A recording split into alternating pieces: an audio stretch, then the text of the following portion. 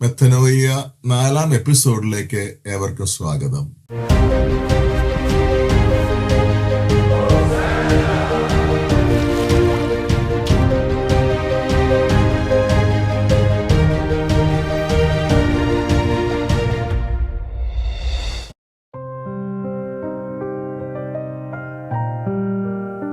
എല്ലാവരെയും നിർഭാഗ്യർ. ആഗ്രഹങ്ങളാണ് നമ്മുടെ ജീവിത സൂചിക.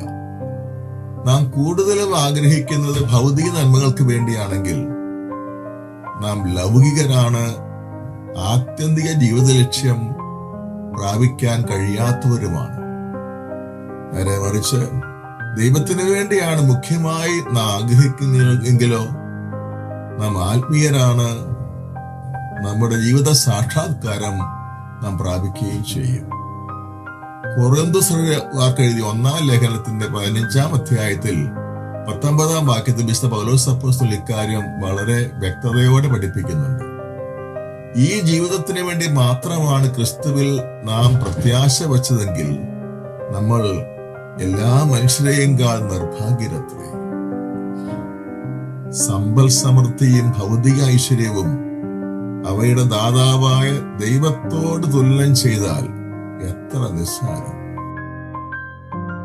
നിധിയുടെയും രത്നത്തിന്റെ ഉപമയിലൂടെ യേശു ഈ സത്യത്തിനാണ് അടിവരയിടുന്നത്. മത്തായിയുടെ സുവിശേഷം 13-ാം അധ്യായം 44 മുതൽ 46 വരെ വാക്യങ്ങൾ. സ്വർഗരാജ്യം വയലിൽ ഒളിച്ചു വെച്ചിരിക്കുന്ന നിധിക്ക് തുല്യം. അത് കണ്ടെത്തുന്നവൻ അത് മറച്ചു വെക്കുകയും സന്തോഷത്തോടെ പോയി തനിക്കുള്ളതെല്ലാം വിറ്റ് ആ വയൽ വാങ്ങുകയും ചെയ്യും.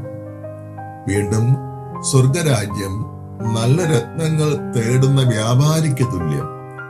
അവൻ വിലയേറിയ ഒരു രത്നം കണ്ടെത്തുമ്പോൾ പോയി തനിക്കുള്ളതെല്ലാം വിറ്റ് അത് വാങ്ങുന്നു. ദൈവമാണ് ഒളിഞ്ഞിരിക്കുന്ന നിധിയും വിലയേറിയ രത്നവും.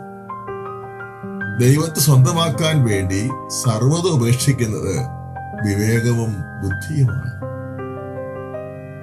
നമ്മുടെ ആഗ്രഹങ്ങൾ സർവോപരി ദൈവത്തിന് വേണ്ടിയുള്ളതായി വളരാൻ തക്ക വിധം ഈ നോമ്പുകാലം നമുക്ക് സൂക്ഷ്മതയോടെ ആചരിക്കാം.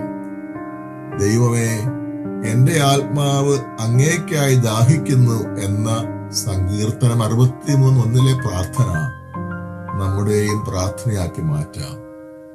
ദൈവമേ, എന്റെ ആത്മാവ് അങ്ങേക്കായി ദാഹിക്കുന്നു. ദൈവത്തിന് സ്തുതി.